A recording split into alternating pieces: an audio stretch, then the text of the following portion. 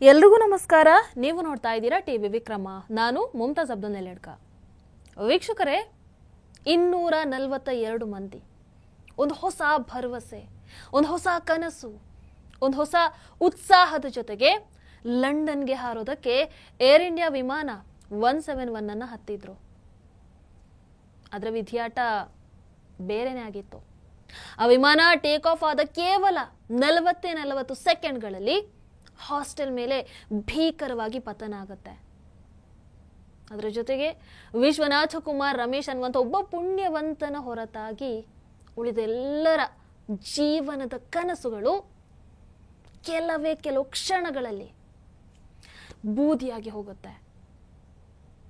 ಆದರೆ ಈ ಸಂದರ್ಭದಲ್ಲೂ ಕೂಡ, ಈ ನೋವಲ್ಲೂ ಕೂಡ ಒಂದಷ್ಟು ಅತೃಪ್ತ ಆತ್ಮಗಳು ಸೋಷಿಯಲ್ ಮೀಡಿಯಾದಲ್ಲಿ ಇದನ್ನು ನೋಡಿ ಸಂತೋಷ ಪಡ್ತಾ ಇದ್ದಾರೆ. ಅಂಥವ್ರನ್ನ ಆ ದೇವರೇ ನೋಡ್ಕೊಳ್ಳಿ ಅಂತ ಹೇಳ್ತಾ, ಇಲ್ಲಿ ಮೃತರ ಆತ್ಮಕ್ಕೆ ನಾವೆಲ್ಲರೂ ಶಾಂತಿಯನ್ನು ಕೋರೋಣ. ಅವರ ಕುಟುಂಬಕ್ಕೆ ಆ ನೋವನ್ನು ಭರಿಸುವಂತಹ ಶಕ್ತಿ ಆ ಭಗವಂತ ಕೊಡ್ಲಿ ಅಂತ ನಾವೆಲ್ಲರೂ ಕೂಡ ಪ್ರಾರ್ಥನೆಯನ್ನ ಮಾಡೋಣ. ವೀಕ್ಷಕರೇ, ಭಾರತದಲ್ಲಿ ಆಗಿರುವಂತಹ ಅತಿ ದೊಡ್ಡ ವೈಮಾನಿಕ ದುರ್ಘಟನೆಗಳಲ್ಲಿ ಅಹಮದಾಬಾದ್ನಲ್ಲಿ ನಡೆದಿರುವಂಥದ್ದು ಇದು 2ನೇ ಅತಿ ದೊಡ್ಡ ದುರ್ಘಟನೆ. ಮೊದಲನೇ ಅತಿ ದೊಡ್ಡ ದುರಂತ 1996ರಲ್ಲಿ ಹರಿಯಾಣದಲ್ಲಿ ನಡೆದಿತ್ತು. 3ನೇ ಅತಿ ದೊಡ್ಡ ದುರಂತ 2010ರಲ್ಲಿ ಮಂಗಳೂರಲ್ಲಿ ನಡೆದಿತ್ತು. ಇವತ್ತು ನಾವು ಆ 2010ರ ಮಂಗಳೂರು ವಿಮಾನ ದುರಂತ ಹೇಗಾಯ್ತು, ಯಾಕಾಯ್ತು, 158 ಮಂದಿ ಪ್ರಯಾಣಿಕರು ಯಾವ ರೀತಿ ಪ್ರಾಣವನ್ನ ಕಳ್ಕೊಂಡ್ರು, ಇವೆಲ್ಲವನ್ನ ಒಂದು ಬಾರಿ ನೋಡ್ಕೊಂಡು ಬರೋಣ. ವೀಕ್ಷಕರ, ಅವತ್ತು ದುಬೈನಲ್ಲಿ ಸಮಯ ರಾತ್ರಿ 10 ಗಂಟೆ. ಏರ್ ಇಂಡಿಯಾ ಎಕ್ಸ್ಪ್ರೆಸ್ ಫ್ಲೈಟ್ 812 ತನ್ನ ಮುಂದಿನ ಹಾರಾಟಕ್ಕೆ ಬೇಕಾದಂತಹ ಎಲ್ಲ ಸಿದ್ಧತೆಯನ್ನ ಮಾಡ್ಕೊಳ್ತಾ ಇತ್ತು. ಒಂದು ಕಡೆ ಪ್ರಯಾಣಿಕರು ಖುಷಿಯಾಗಿ ಹತ್ತುತ್ತಾ ಇದ್ರು, ಇನ್ನೊಂದು ಕಡೆ ಅವರ ಲಗೇಜ್ಗಳು ಚೆಕಿಂಗ್ ಎಲ್ಲ ಆಗಿ ಲೋಡ್ ಆಗ್ತಾ ಇತ್ತು, ಇನ್ನೊಂದು ಕಡೆ ಇಂಧನ ತುಂಬಿಸಲಾಗ್ತಾ ಇತ್ತು. ಎಲ್ಲ ರೆಡಿ. ಈಗ ಕಾಕ್ಪಿಟ್ ಅಲ್ಲಿ ಕ್ಯಾಪ್ಟನ್, ಸೈಬೇರಿಯಾ ದೇಶದ 55 ವರ್ಷದ ಜ್ಲಾಟ್ಕೋ ಗ್ಲೂಸಿಕಾ, ಅದೇ ರೀತಿ ಸಹ pilot that is first officer 40 ವರ್ಷದ ಹರ್ವಿಂದರ್ ಸಿಂಗ್ ಅಹ್ಲುವಾಲಿಯಾ ಬಂದು ಕೂತ್ಕೊಳ್ತಾರೆ. ದುಬೈನಿಂದ ಮಂಗಳೂರಿಗೆ 3 ಗಂಟೆ 50 ನಿಮಿಷಗಳ ಹಾರಾಟ ಅಷ್ಟೇ. ಕ್ಯಾಪ್ಟನ್, ಅದೇ ರೀತಿ ಫಸ್ಟ್ ಆಫೀಸರ್, ಇವರು ಮೊದಲನೇ ಸಲ ಏನು ಮಂಗಳೂರು ಏರ್ಪೋರ್ಟ್ಗೆ ಹೋಗ್ತಾ ಇರುವಂಥದ್ದಲ್ಲ. ಇದಕ್ಕೂ ಮೊದಲು ಕ್ಯಾಪ್ಟನ್ 16 ಬಾರಿ ಹಾರಾಟವನ್ನು ನಡೆಸಿದ್ದಾರೆ. ಇವನ್ನ ಸಹ ಪೈಲಟ್ ಕೂಡ 16 ಬಾರಿ ಹಾರಾಟವನ್ನು ನಡೆಸಿದಂಥವ್ರು. ಯಾಕೆ ನಾನು ಇದನ್ನ ಇಲ್ಲೇ ಹೇಳ್ತಾ ಇದ್ದೀನಿ ಅಂತ ಅಂದ್ರೆ, ಮಂಗಳೂರು ಏರ್ಪೋರ್ಟ್ ಏನಿದೆ ಅದು ಎಲ್ಲ ಏರ್ಪೋರ್ಟ್ಗಳ ಹಾಗೆ ಅಲ್ಲ, ಬಹಳ ಡೇಂಜರಸ್. ಯಾಕೆ ಅನ್ನುವಂಥದ್ದು ಆಮೇಲೆ ನಿಮಗೆ ಹೋಗ್ತಾ ಗೊತ್ತಾಗುತ್ತೆ. ಓಕೆ, ಇಲ್ಲಿ ಕ್ಯಾಪ್ಟನ್ ಅದೇ ರೀತಿ ಫಸ್ಟ್ ಆಫೀಸರ್ ಇವರಿಗೆ ಇಷ್ಟೆಲ್ಲ ಎಕ್ಸ್ಪೀರಿಯನ್ಸ್ ಇದ್ದ ಮೇಲೂ ಅವತ್ತು ಆ ಘಟನೆ ಯಾಕಾಯ್ತು, ಅಲ್ಲಿ ಏನ್ ತಪ್ಪಾಯ್ತು, ಯಾರ ತಪ್ಪಾಯ್ತು ನೋಡೋಣ. ವೀಕ್ಷಕರೇ, ಕ್ಯಾಪ್ಟನ್ ಈಗ ಯಾರು ಕೂತಿದಾರಲ್ವಾ, ಅವ್ರು ಆಕ್ಚುಲಿ ರಜೆಯಲ್ಲಿದ್ರು. 2 ವಾರಗಳ ದೀರ್ಘ ರಜೆಯನ್ನ ಮುಗಿಸಿ, ಸರ್ಬಿಯಾದ ಆ ರಜೆಯನ್ನ ಮುಗಿಸಿ ಜಸ್ಟ್ 2 ದಿನಗಳ ಹಿಂದೆ ಅಷ್ಟೇ ಅವರು ಮತ್ತೆ ತಮ್ಮ ಡ್ಯೂಟಿಗೆ ಹಾಜರಾಗಿದ್ರು. ಇಲ್ಲಿ ಒಂದು ಗಮನಿಸಬೇಕು ನಾವು.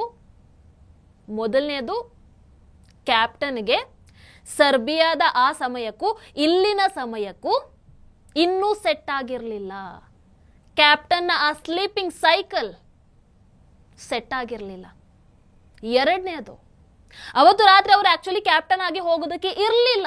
ಅದು ಕೊನೆಯ ಕ್ಷಣದಲ್ಲಿ ಆದಂತಹ ಬದಲಾವಣೆಗಳು. ಏರ್ ಇಂಡಿಯಾ ಎಕ್ಸ್ಪ್ರೆಸ್ನವರು ಹಿಂದಿನ ದಿನ ಅವ್ರಿಗೆ ಕರೆ ಮಾಡಿ ಡ್ಯೂಟಿಗೆ ಬರಬೇಕು ಅಂತ ಕರೆದ್ರು.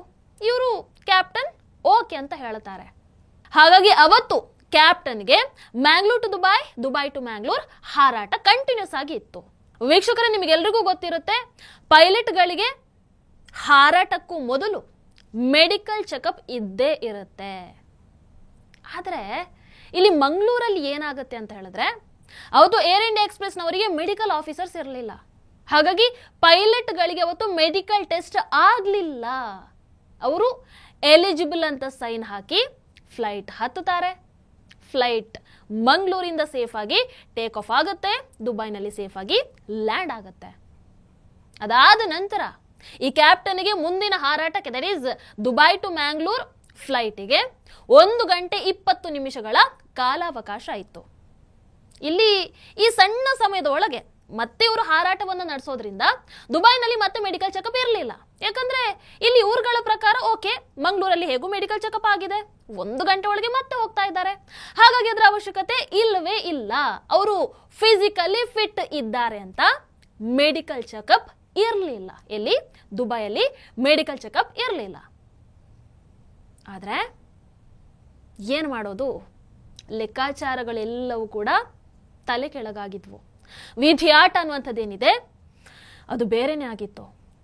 ಬಹುಶಃ ಅವತ್ತು ಚೆಕಪ್ ಆಗಿದ್ದಿದ್ರೆ, ದುಬೈನಲ್ಲಿ ಚೆಕಪ್ ಆಗಿದ್ದಿದ್ರೆ ಆ ಘಟನೆ, ಮಂಗಳೂರಲ್ಲಿ ಆ ದುರ್ಘಟನೆ ನಡೀತಾ ಇರಲಿಲ್ವಾ? ಗೊತ್ತಿಲ್ಲ. ಆದ್ರೆ ಈ ಪಾಯಿಂಟ್ ಅನ್ನ ನೋಟ್ ಮಾಡಿ ಇಟ್ಕೊಳ್ಳಿ ವೀಕ್ಷಕರೇ. ನಾನು ಆಗ್ಲೇ ಹೇಳಿದ್ದೆ, ಕ್ಯಾಪ್ಟನ್ನ ಆ ಸ್ಲೀಪ್ ಸೈಕಲ್ ಏನಿದೆ ಸರ್ಬಿಯಾದಿಂದ ಮತ್ತೆ ಇಲ್ಲಿಗೆ ಸೆಟ್ ಆಗೇ ಇರಲಿಲ್ಲ. ಹಾಗಾಗಿ ದುಬೈನಿಂದ ಆ ಫ್ಲೈಟ್ ಟೇಕ್ ಆಫ್ ಆಗಿ 1 ಗಂಟೆ ಆಗ್ತಾ ಇದ್ದ ಹಾಗೇನೆ ಅದರ ಎಫೆಕ್ಟ್ ಬೀಳೋದಕ್ಕೆ ಶುರು ಆಗುತ್ತೆ ನೋಡಿ. ಒಂದು ಕಂಟಿನ್ಯೂಸ್ ಫ್ಲೈಟ್ ಜರ್ನಿ ಆಗಿರೋದ್ರಿಂದ ಆಯಾಸ ಆಗಿದ್ರು, ಇನ್ನೊಂದು ಕಡೆ ಸ್ಲೀಪ್ ಸೈಕಲ್ ಸೆಟ್ ಆಗಿರಲಿಲ್ಲ. ಹಾಗಾಗಿ ಟೇಕ್ ಆಫ್ ಆದ ಕೇವಲ 1 ಗಂಟೆಯಲ್ಲಿ ಅವರು ಗಾಢ ನಿದ್ರೆಗೆ ಜಾರ್ತಾರೆ. ಲಿಟ್ರಲಿ ಗೊರಕೆ ಹೊಡಿತಾ ಇದ್ರು. ಹಾಗಾಗಿ ಈಗ ಆ ಫ್ಲೈಟ್ ಅನ್ನ ಸಂಪೂರ್ಣವಾಗಿ ನಿರ್ವಹಣೆ ಮಾಡುವಂತ ಹೊಣೆ ಕೋ ಪೈಲಟ್ ಮೇಲೆ ಇತ್ತು. ಒಂದು ಕಡೆ ATC ಕಮ್ಯುನಿಕೇಶನ್, ಇನ್ನೊಂದು ಕಡೆ ವಿಮಾನ ಹಾರಾಟ. ಎರಡನ್ನ ಕೂಡ ಅವರು ಒಬ್ಬರೇ ನೋಡ್ಕೊಳ್ಬೇಕಾಗಿತ್ತು. ಅಂದ್ರೆ ಇಬ್ರು ಮಾಡಬೇಕಾಗಿದ್ದಂತಹ ಆ ಕೆಲಸವನ್ನ ಈಗ ಅವರು ಒಬ್ಬರೇ ಮಾಡೋದಕ್ಕೆ ಆರಂಭ ಮಾಡ್ತಾರೆ. ಈ ಪಾಯಿಂಟ್ ಅನ್ನು ಕೂಡ ನೋಟ್ ಮಾಡಿ ಇಟ್ಕೊಳ್ಳಿ ವೀಕ್ಷಕರೇ. ನಾನು ಆಗ್ಲೇ ಹೇಳಿದ್ದೆ, ಮಂಗಳೂರು ಏರ್ಪೋರ್ಟ್ ಏನಿದೆ ಅದು ಬಹಳ ಡೇಂಜರಸ್ ಅಂತ. ಯಾಕಂದ್ರೆ ಇಲ್ಲಿ ಇರುವಂತದ್ದು ಟೇಬಲ್ ಟಾಪ್ ರನ್ವೇ. ರನ್ವೇ ಒಂದು ಚಿಕ್ಕದಿದೆ, ಆಮೇಲೆ ಆ ರನ್ವೇಯ ಸುತ್ತ ಪಾತಾಳ, ಬೆಟ್ಟ ಗುಡ್ಡ, ಬಿದ್ರೆ ಹೋಯ್ತು. ಹಾಗಾಗಿ ಏರ್ ಇಂಡಿಯಾ ಮಂಗಳೂರು ಏರ್ಪೋರ್ಟ್ ಅನ್ನ ಕ್ರಿಟಿಕಲ್ ಏರ್ಪೋರ್ಟ್ ಅಂತಾನೆ ಕನ್ಸಿಡರ್ ಮಾಡುತ್ತೆ. ಸೊ ಇಲ್ಲಿ ಲ್ಯಾಂಡಿಂಗ್ ಮಾಡೋದು ಏನಿದ್ರು ಅದು ಕ್ಯಾಪ್ಟನ್ ಮಾತ್ರ ಮಾಡಬೇಕು, ಬೇರೆ ಯಾರು ಮಾಡೋ ಹಾಗಿಲ್ಲ. ಫಸ್ಟ್ ಆಫೀಸರ್ ಏನಿದ್ರು ಪೈಲಟ್ ಮಾನಿಟರಿಂಗ್ ಮಾಡಬೇಕು ಅಷ್ಟೇ, ಬೇರೆ ಇನ್ನೇನು ಮಾಡೋ ಹಾಗಿಲ್ಲ. ಹಾಗಾಗಿ ಮಂಗಳೂರು ಏರ್ಪೋರ್ಟ್ನಲ್ಲಿ ಲ್ಯಾಂಡ್ ಮಾಡುವಾಗ ಒಂದು ಅದ್ಭುತ ಟೀಮ್ ವರ್ಕ್ ಅಲ್ಲಿ ಬೇಕೇ ಬೇಕಾಗತ್ತೆ. ಚೂರೇ ಚೂರು ಎಚ್ಚರ ತಪ್ಪಿದ್ರು ಅಪಾಯ ಅನ್ನುವಂಥದ್ದು ಕಟ್ಟಿಟ್ಟ ಬುತ್ತಿ. ಈ ಪಾಯಿಂಟ್ ಅನ್ನು ಕೂಡ ನೋಟ್ ಮಾಡಿ ಇಟ್ಕೊಳ್ಳಿ ವೀಕ್ಷಕರೇ. ನಾನು ನಿಮಗೆ ಮತ್ತೆ ನೆನಪಿಸ್ತೀನಿ, ಫಸ್ಟ್ ಆಫೀಸರ್ ಇಲ್ಲಿ ಎರಡೆರಡು ಕೆಲಸವನ್ನು ನಿರ್ವಹಿಸ್ತಾ ಇದ್ದಾರೆ. ಕ್ಯಾಪ್ಟನ್ ಗಾಢ ನಿದ್ರೆಯಲ್ಲಿದ್ದಾರೆ. ಅದು ಬೆಳಗ್ಗಿನ ಜಾವ 5:33. ATC ಕ್ರೂಗೆ ಇನ್ಸ್ಟ್ರಕ್ಷನ್ ಅನ್ನ ಕೊಡುತ್ತೆ, ರನ್ವೇ 24ಗೆ DME ಅಪ್ರೋಚ್ ಮಾಡಿ ಅಂತ. ಇಲ್ಲಿ DME ಅಪ್ರೋಚ್ ಅಂತ ಹೇಳಿದ್ರೆ ನಾನು ಆಗ್ಲೇ ಹೇಳಿದ್ದೀನಿ, ಒಂದು ಪಶ್ಚಿಮದಲ್ಲಿ ಕುದುರೆಮುಖ ಬೆಟ್ಟ ಬರುತ್ತೆ, ಆಮೇಲೆ ಸುತ್ತ ಬೆಟ್ಟ ಗುಡ್ಡ ಇರೋದ್ರಿಂದ ಇಲ್ಲಿ ರನ್ವೇಗೆ ಸ್ಟ್ರೇಟ್ ಅಪ್ರೋಚ್ ಮಾಡೋದಕ್ಕಾಗಲ್ಲ. ಹಾಗಾಗಿ ಏನ್ ಮಾಡ್ತಾರೆ, ವಿಮಾನ ನಿಲ್ದಾಣದಿಂದ ಒಂದು ನಿಗದಿತ ದೂರದಲ್ಲಿ ರನ್ವೇಯ ಸುತ್ತ ಆಕಾಶದಲ್ಲಿ ಒಂದು ರೌಂಡ್ ಬಂದು ಆಮೇಲೆ ಸ್ಥಿತಿಗತಿಗಳನ್ನು ನೋಡಿ ಲ್ಯಾಂಡ್ ಮಾಡುವಂಥದ್ದು, ಗ್ಲೈಡ್ ಸ್ಲೋಪ್ ಲ್ಯಾಂಡಿಂಗ್. ಈ ಸಂದರ್ಭದಲ್ಲಿ ಆ ಲ್ಯಾಂಡಿಂಗಿನ ಸಂಪೂರ್ಣ ಮಾಹಿತಿಯನ್ನ ATCಗೆ ಕ್ಯಾಪ್ಟನ್ ಆಕ್ಚುಲಿ ಬ್ರೀಫಿಂಗ್ ಮಾಡಬೇಕಿತ್ತು. ಆದ್ರೆ ಏನ್ ಮಾಡೋದು, ಕ್ಯಾಪ್ಟನ್ ಗಾಢ ನಿದ್ರೆಯಲ್ಲಿದ್ರು. ಫಸ್ಟ್ ಆಫೀಸರ್ ಯಾರಿದ್ರು ಅವರೇ ಎಲ್ಲವನ್ನ ಮ್ಯಾನೇಜ್ ಮಾಡ್ತಾ ಇದ್ರು. ಈಗ at this point first officer captain ಅನ್ನ ಎದ್ದೇಳಿಸ್ತಾರೆ. ಕ್ಯಾಪ್ಟನ್, ವಿ ಆರ್ ಅಪ್ರೋಚಿಂಗ್, ತಲುಪ್ತಾ ಇದ್ದೀವಿ ನಾವು, ಕ್ಯಾಪ್ಟನ್ ಎದ್ದೇಳಿ. ಕ್ಯಾಪ್ಟನ್ ಎದ್ದೇಳ್ತಾರೆ, ಆರಾಮ್ಸೆ ಎದ್ದೇಳ್ತಾರೆ. ಅಂದ್ರೆ ನಿದ್ರೆಯಲ್ಲಿದ್ರು, ಒಂದು ಅಸ್ಪಷ್ಟತೆ ಇತ್ತು ಅಲ್ಲಿ. ನಾನು ಆಗ್ಲೇ ಹೇಳಿದೀನಿ, ನೆನಪಿರ್ಲಿ, ಇಲ್ಲಿ ಲ್ಯಾಂಡಿಂಗ್ ಮಾಡಬೇಕಾಗಿರುವಂಥದ್ದು ಕ್ಯಾಪ್ಟನ್ ಮಾತ್ರ, ಬೇರೆ ಯಾರು ಮಾಡೋ ಹಾಗಿಲ್ಲ. ಈಗ ಕ್ಯಾಪ್ಟನ್ ತನ್ನ ಮೊದಲ ಆಕ್ಷನ್ ಅನ್ನ ಸ್ಟಾರ್ಟ್ ಮಾಡ್ತಾರೆ. ರನ್ವೇಗೆ ಒಂದು ಸ್ವಲ್ಪ ಹತ್ರ ಇರೋದ್ರಿಂದ ಸ್ಪೀಡ್ ಬ್ರೇಕ್ ಹಾಕಿ ವೇಗ ಕಡಿತಕ್ಕೆ ನೋಡ್ತಾರೆ. ಫ್ಲೈಟ್ 25 ಮೈಲು ದೂರದಲ್ಲಿದೆ, 18,000 ಫೀಟ್ ಎತ್ತರದಲ್ಲಿದೆ. ಅಂದ್ರೆ ಈ ಹಂತದಲ್ಲಿ ಆಕ್ಚುಲಿ ಅವರು ಯಾವ ಎತ್ತರದಲ್ಲಿ ಇರಬೇಕಿತ್ತೋ ಅದಕ್ಕೂ ಮೇಲೆ ಇದ್ರು. ಫ್ಲೈಟ್ 10 DME ಆರ್ಚ್ನ ಆ ಎಂಟ್ರಿ ಪಾಯಿಂಟ್ಗೆ ಬರುತ್ತೆ. ಆ ಸಂದರ್ಭದಲ್ಲಿ ಫ್ಲೈಟ್ ಆಕ್ಚುಲಿ 2,900 ಫೀಟ್ ಎತ್ತರದಲ್ಲಿ ಇರಬೇಕಾಗಿತ್ತು. ಆದರೆ ಇವರು 10,500 ಫೀಟ್ ಎತ್ತರದಲ್ಲಿದ್ರು. ಅದಾಗಿ ಅವರ ರನ್ವೇಗೆ ಸುತ್ತ ಹಾಕೋದೇನಿದೆ ಅದನ್ನ ಹಾಕಿ ಬರುತ್ತಾರೆ. ನೋಡಿ, ಇಲ್ಲಿಗೆ ತಲುಪಿದಾಗ ಫ್ಲೈಟ್ 2,200 ಫೀಟ್ ಎತ್ತರದಲ್ಲಿ ಇರಬೇಕಿತ್ತು. ಆದ್ರೆ ಇವರಿದ್ದಂಥದ್ದು 6,000 ಫೀಟ್ನಲ್ಲಿ. 2,000 ಎಲ್ಲಿ, 6,000 ಎಲ್ಲಿ? ಕ್ಯಾಪ್ಟನ್ ಸ್ಪೀಡ್ ಬ್ರೇಕ್ ಹಾಕ್ತಾರೆ, ಸ್ಪೀಡ್ ಕಂಟ್ರೋಲ್ ಮಾಡೋದಕ್ಕೆ ಟ್ರೈ ಮಾಡ್ತಾರೆ, ಒಂದು ಸ್ವಲ್ಪ ಕೆಳಗಿಳಿಸೋದಕ್ಕೆ ಟ್ರೈ ಮಾಡ್ತಾರೆ. ಆಗಲ್ಲ. ವೀಕ್ಷಕರು, ಇನ್ನೇನು ಏರ್ಪೋರ್ಟಿಗೆ 7.5 ಮೈಲು ದೂರದಲ್ಲಿರುವಾಗ ಫ್ಲೈಟ್ 2,000 ಫೀಟ್ ಎತ್ತರದಲ್ಲಿ ಇರಬೇಕಿತ್ತು. ಆದರೆ ಇವರು 5,000 ಫೀಟ್ ಎತ್ತರದಲ್ಲಿದ್ದರು. ನೆಕ್ಸ್ಟ್ 4 ಮೈಲು ದೂರ, ಆಗ 1,500 ಫೀಟ್ ಎತ್ತರದಲ್ಲಿ ಇರಬೇಕಾಗಿತ್ತು. ಆದರೆ ಇವರು 3,200 ಫೀಟ್ ಎತ್ತರದಲ್ಲಿದ್ದರು. ಈ ಹಂತದಲ್ಲಿ ಇಬ್ಬರಿಗೂ ಅಪಾಯ ಇದೆ ಅನ್ನುವಂಥದ್ದು ಅರ್ಥ ಆಗಬೇಕಾಗಿತ್ತು. ಆದರೆ ಏನು ಮಾಡೋದು? ದಣಿದಿದ್ರು.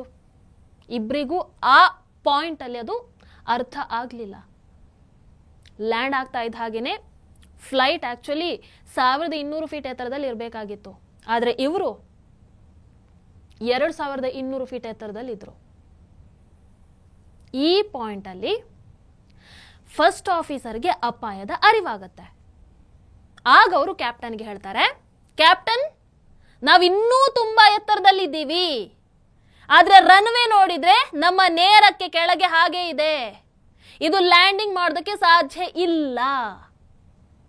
ಮನವರಿಕೆ ಮಾಡೋದಕ್ಕೆ ಟ್ರೈ ಮಾಡ್ತಾರೆ.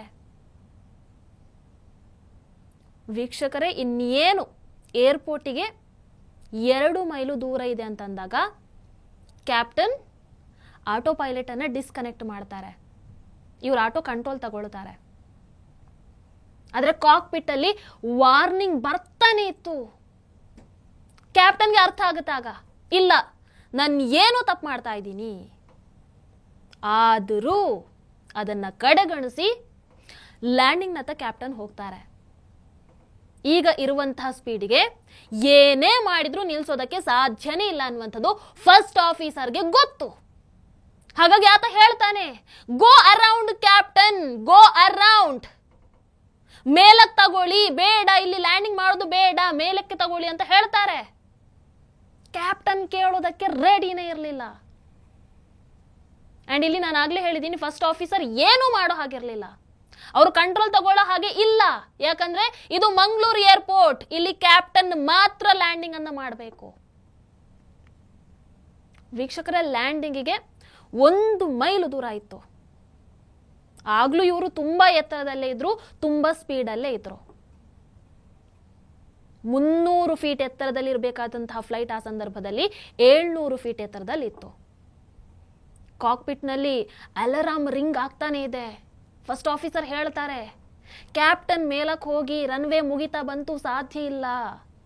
ಆ ಎಲ್ಲ ಆಟೋಮ್ಯಾಟೆಡ್ ವಾರ್ನಿಂಗ್ಗಳು ಇಲ್ಲ, ಬೇಡ ಬೇಡ ಅನ್ನುವಂತಹ ಸೂಚನೆಯನ್ನು ಕೊಡ್ತಾ ಇದ್ವು. ಆದ್ರೆ ಅವೆಲ್ಲವನ್ನ ಕಡೆಗಣಿಸಿ ತನ್ನ ನಿರ್ಧಾರಕ್ಕೆ ಬದ್ಧವಾಗಿ ನಿಂತು ಕ್ಯಾಪ್ಟನ್ ಲ್ಯಾಂಡಿಂಗ್ ಮಾಡೇ ಬಿಡ್ತಾರೆ. 10 ಸೆಕೆಂಡ್ ಸಮಯಾವಕಾಶ ಇದೆ.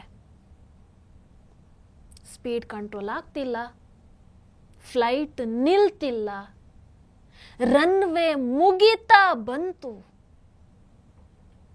ಆ ಕೊನೆಯ ಸೆಕೆಂಡ್ ಅಲ್ಲಿ ಕ್ಯಾಪ್ಟನ್ ಮೇಲೆ ಹಾರೋದಕ್ಕೆ ಟ್ರೈ ಮಾಡ್ತಾರೆ.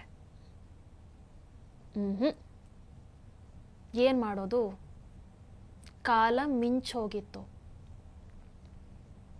ದುಬೈನಿಂದ ಮಂಗಳೂರು ಏರ್ಪೋರ್ಟ್ಗೆ ಬಂದು ಸುಸೂತ್ರವಾಗಿ ಇಳಿಬೇಕಾಗಿದ್ದಂತಹ ವಿಮಾನ ರನ್ವೇ ತಡೆಗೋಡೆಗೆ ಬಡಿದು ಪಕ್ಕದಲ್ಲಿದ್ದಂತಹ ಗುಡ್ಡಕ್ಕೆ ಅಪ್ಪಳಿಸುತ್ತೆ. ಚೂರ್ ಚೂರಾಗುತ್ತೆ, ಹೊತ್ತಿ ಉರಿಯುತ್ತೆ.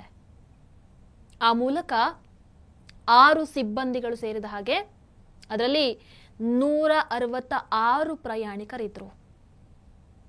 158 ಮಂದಿ ಆ ವಿಧಿಯಾಟಕ್ಕೆ ಬಲಿಯಾಗ್ತಾರೆ. ಅದೆಷ್ಟೋ ವರ್ಷಗಳ ಕಾಲ ದುಬೈಯಲ್ಲಿ ಕೆಲಸ ಮಾಡಿ ಕೊನೆಗೂ ರಜೆಯನ್ನು ಪಡ್ಕೊಂಡು ಊರಿಗೆ ಬಂದಂಥವರಿದ್ರು. ಬಹಳ ವರ್ಷಗಳ ನಂತರ ತನ್ನ ಊರನ್ನ, ತನ್ನ ಮನೆಯವರನ್ನ ನೋಡುವಂತಹ ಆ ತವಕ, ಆ ಕ್ಷಣ ಇನ್ನೇನು ಬಂದೇ ಬಿಡ್ತಲ್ಲ ಅನ್ನುವಂತಹ ಖುಷಿಯಿಂದ ಪ್ರಯಾಣಿಕರು ಎದುರು ನೋಡ್ತಾ ಇದ್ರು. ಆದರೆ ಆ ಎಲ್ಲ ಕನಸು, ಆ ಎಲ್ಲ ಆಸೆಗಳು ಕೊನೆಯ ಕ್ಷಣದಲ್ಲಿ ಸುಟ್ಟು ಬೂದಿ ಆಯಿತು. ಇದು ಅವತ್ತು ಮಂಗಳೂರಲ್ಲಿ ನಡೆದಂತಹ ಘಟನೆ. ಆ ಘಟನೆಯಾಗಿ 15 ವರ್ಷಗಳಾಯಿತು. ಆ ಘಟನೆಯನ್ನು ಮರಿಬೇಕನ್ನುವಷ್ಟರಲ್ಲಿ ಮತ್ತೆ ಅಹಮದಾಬಾದ್ ದುರ್ಘಟನೆ ನಮ್ಮ ಕಣ್ಣ ಮುಂದೆ ಬಂದು ನಿಂತಿದೆ. ಇನ್ವೆಸ್ಟಿಗೇಷನ್ಗಳು ನಡೀತಾ ಇದೆ. ಏನಾಯ್ತು ಅನ್ನುವಂಥದ್ದು ಸದ್ಯದಲ್ಲೇ ಗೊತ್ತಾಗತ್ತೆ. ಆದರೆ ನಾವೆಲ್ಲರೂ ಭಗವಂತನಲ್ಲಿ ಪ್ರಾರ್ಥನೆಯನ್ನ ಮಾಡ್ಕೊಳ್ಳೋಣ. ಆ ದುರಂತದಲ್ಲಿ ಯಾರು ತಮ್ಮ ಪ್ರಾಣವನ್ನ ಕಳ್ಕೊಂಡ್ರೋ ಅವರಿಗೆ ಸದ್ಗತಿ ದೊರೆಯಲಿ, ಕುಟುಂಬದವರಿಗೆ ಆ ನೋವನ್ನು ಭರಿಸುವಂತಹ ಶಕ್ತಿ ಆ ದೇವರು ಕೊಡಲಿ. ಇಂತಹ ದುರ್ಘಟನೆಗಳು ಮತ್ತೆ ಯಾವತ್ತೂ ಕೂಡ ನಡೆಯದೇ ಇರಲಿ. ನಮಸ್ಕಾರ. ಟಿವಿ ವಿಕ್ರಮ, ದೇಶ ನಿಮ್ಮ ಕೈಯಲ್ಲಿ. ಈ ಕಾರ್ಯಕ್ರಮ ನಿಮಗೆ ಇಷ್ಟ ಆಗಿದ್ದಲ್ಲಿ ಲೈಕ್, ಶೇರ್ ಹಾಗೂ ಕಮೆಂಟ್ ಮಾಡಿ. ಟಿವಿ ವಿಕ್ರಮದ ಕಾರ್ಯಕ್ರಮಗಳನ್ನು ನಿರಂತರವಾಗಿ ವೀಕ್ಷಿಸಲು ಸಬ್ಸ್ಕ್ರೈಬ್ ಮಾಡಿ, ಬೆಲ್ ಐಕನ್ ಒತ್ತಿ.